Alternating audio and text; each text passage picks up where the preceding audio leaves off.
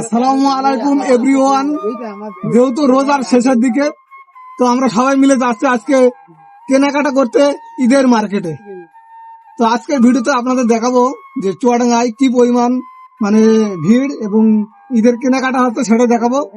এই যে আমরা সবাই একসাথে যাচ্ছি, তো চলো যাওয়া যাক, লেটস গো। আজকে আমরা সবাই মিলে উড়াল দিয়েছি আমার শহর চুয়াডাঙ্গাতে। যেহেতু আর 5 দিন পরে ঈদ, তাই কেনাকাটা করতে হবে। মনের ভিতরে ভীষণ আনন্দ জাগছে। নতুন পোশাক কিনবো এবং ঈদের দিন পরব। যেহেতু রোজায় আছি, তাই চুয়াডাঙ্গা পৌঁছেই আমরা ইফতারটা সেরে নিলাম। আর আমাদের আজকের ইফতারের আয়োজন ছিল এইগুলা। সত্যি বলতে সময়টা বেশ ভালোই কাটছিল।